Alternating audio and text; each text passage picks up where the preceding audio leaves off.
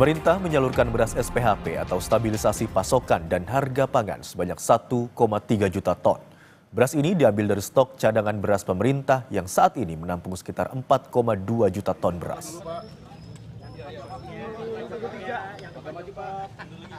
Mentan Amran Sulaiman menyebut telah berkoordinasi dengan Mendagri dan Bulog untuk menyalurkan bansos beras dan juga pendistribusian beras SPHP sebanyak 1,3 juta ton. Pemerintah menetapkan ada 5.302 titik penyaluran beras SPHP agar bisa menekan harga beras yang saat ini naik di pasaran. Nah, target kita hasil rakortas kemarin adalah yang pertama kita melepas 360.000 ton itu untuk bansos. Yang kedua adalah kita lepas SPHP 1,3 juta ton. Total 1,5 juta ton seluruh Indonesia bergerak bersama-sama. Kami yakin 1-2 minggu harga turun. Penyaluran beras stabilisasi pasokan dan harga pangan atau SPHP dilakukan di kantor pos Fatmawati, Jakarta Selatan.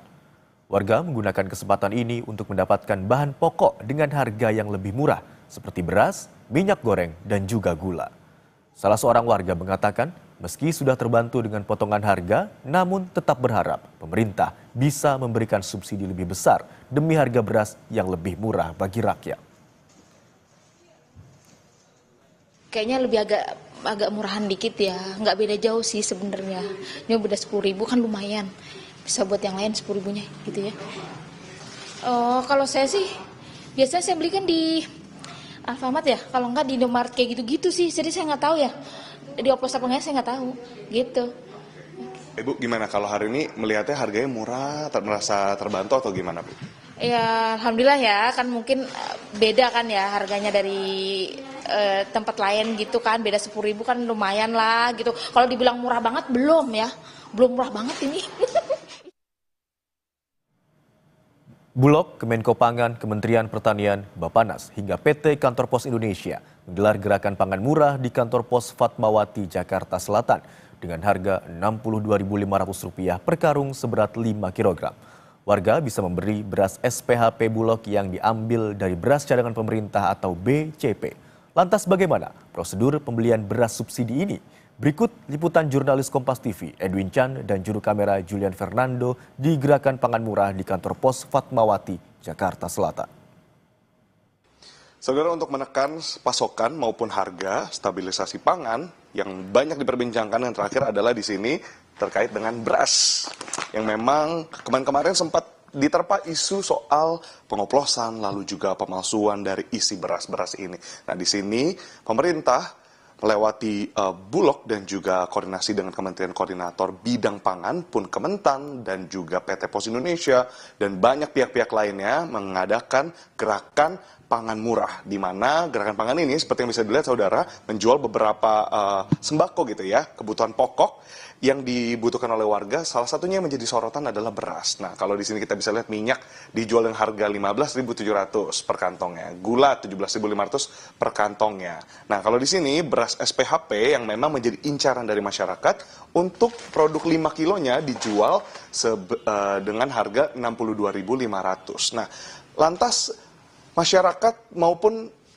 orang-orang mana saja yang memang layak untuk membeli ini atau diperbolehkan untuk membeli ini? Adakah prosedur? Nah, sekarang kami sudah bersama dengan salah satu penjaga loket dari Pos Indonesia pun yang menjaga gerakan pangan murah di sini. Halo Mbak Ade.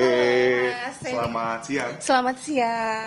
Mbak Ade, mungkin boleh dijelaskan Mbak sebelumnya untuk prosedur yang bisa diikuti oleh masyarakat untuk mendapatkan beras-beras ini seperti apa sih? Oke, prosedurnya jadi pembeli hanya datang ke loket kami dan membawa KTP asli seperti itu, dan maksimal pembelian per itemnya itu 2. Jadi boleh beli berasnya 2, minyaknya 2, gulanya juga 2.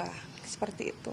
Oke, berarti memang semua KTP dari Jakarta aja atau dari luar Jakarta juga boleh? Dari luar Jakarta juga boleh, KTP-nya dari manapun bisa.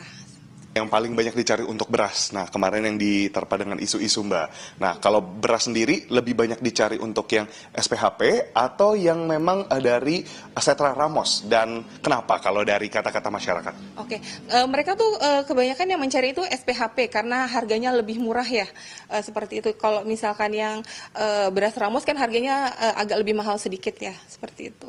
Oke, Mbak, terakhir mungkin ada harapannya untuk masyarakat juga pun ini dari Pos Indonesia sendiri, Mbak bekerja di Pos Indonesia, rencananya akan dibuka berapa titik Mbak di daerah sini? Oke, untuk di wilayah selatan ya mungkin nanti akan segera dibuka di kantor cabang Tebet, Mampang, dan Pasar Minggu. Nanti untuk kantor pos lainnya nanti menyusul info berikutnya. Harapannya bisa buka lebih banyak lagi sih gerakan pangan murah ini di kantor-kantor pos terdekat. Baik, terima kasih banyak Mbak Ade atas waktunya. Selamat bertugas kembali.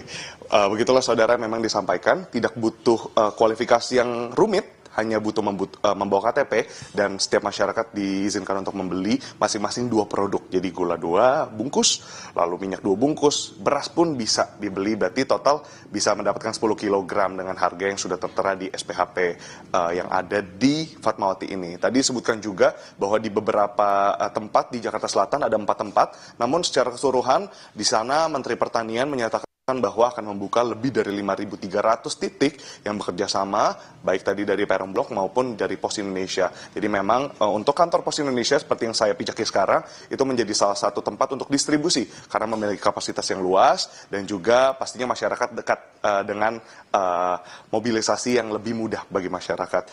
Kurang lebih itu saudara, jadi semoga saudara bisa segera membeli beras dan semoga bahan pokok di rumah nggak kekurangan. Edwin Chan, Julian Fernando, Kompas TV, Jakarta.